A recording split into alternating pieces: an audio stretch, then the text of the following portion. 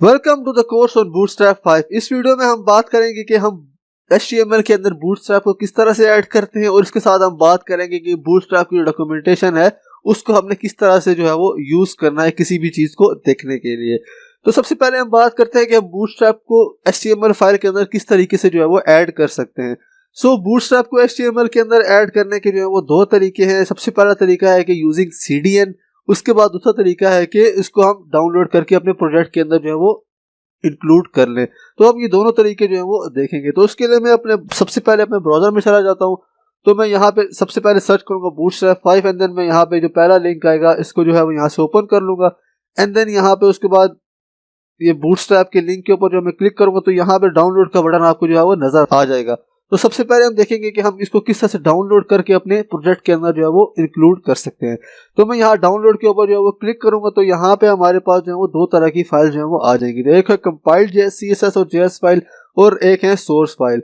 तो हम यहाँ पे जो कंपाइल्ड CSS और जावास्क्रिप्ट की फाइल है हम इनको जो है वो डाउनलोड करेंगे। सोर्स फाइल वो वाली फाइल है अगर हम इनके अंदर अपना कोई नया कोड लिखना चाहते हैं, मतलब उसको जो है कस्टमाइज करना चाहते हैं बूटस्ट्रैप को, तो उसके लिए हम सोर्स फाइल जो है वो डाउनलोड कर सकते हैं। तो हम यहाँ पे जो कंपाइल्ड CSS और जावास्क्रिप्ट की फाइल है इनको यहाँ से जो है वो डाउनलोड करेंगे।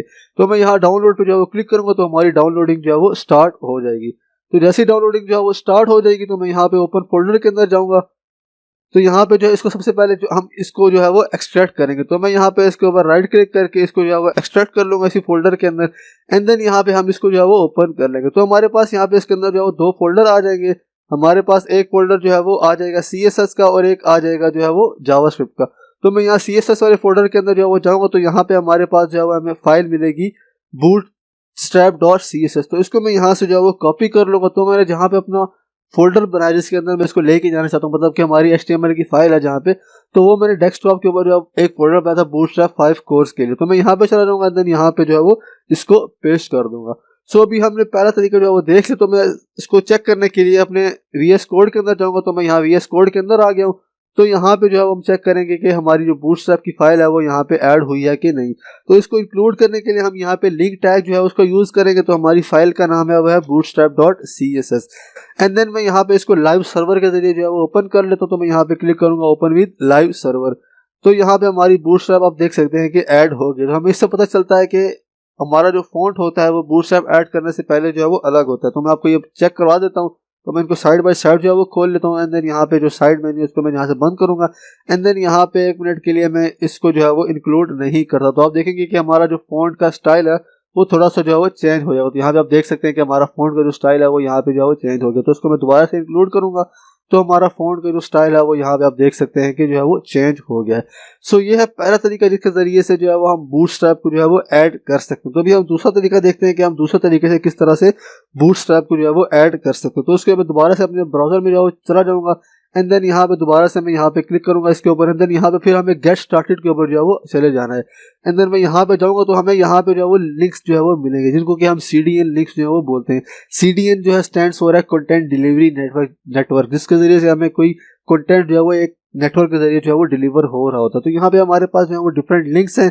सबसे पहला जो लिंक है वो है CSS का। इसको तो मैं यहाँ से जो है वो कॉपी कर लूंगा एंड देन यहाँ पे अपने जो प्रोजेक्ट है इस HTML की फाइल है यहाँ पे जो है इसको मैं जो है वो पेस्ट कर लूंगा। जैसे ही इसको मैं सेव करूंगा तो यहाँ पे आप देख सकते हैं कि हमारी दोबारा से जो बूटस्ट्रैप है वो यहाँ पे जो है वो ऐड हो गई है।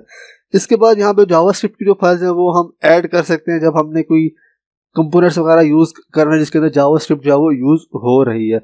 इसके बाद हम बात करेंगे कि जो बूटस्ट्रैप की डॉक्यूमेंटेशन है उसको हम किस तरह से जो है वो यूज कर सकते हैं। तो यहाँ पे आप देख सकते हैं कि यहाँ पे हमारे पास जो है वो डिफरेंट सेक्शंस हैं इस बूटस्ट्रैप के अंदर एंड देन हम जो इस वर्जन सी का इस कोर्स के अंदर हुआ है बूटस्ट्रैप 5। तो यहाँ से आप जिस वर्जन की हमें डॉक्यूमेंटेशन देखनी है वो आप यहाँ से जो है वो देख सकते हैं। तो यहाँ पे हमारे पास जो है वो कस्टमाइज है जिसके जरिए से हम अपनी जो बूटस्ट्रैप है उसको कस्टमाइज जो है वो कर सकते हैं। इसके बाद हमारे यहाँ पे लेआउट है, इसके अंदर हमारे पास कॉलम्स Z इंडेक्स की सब ग्रिड या सारी चीजें जो है वो हम देखेंगे। इसके बाद है कंटेंट जिसके अंदर हमारे पास इमेजेस आ जाती हैं, टाइपोग्राफी मतलब कि हमारी हेडिंग्स पैराग्राफ वगैरह। इसके बाद फॉर्म्स अगर हमने बनाने तो वो यहाँ पे आ जाते हैं फॉर्म्स के अंदर।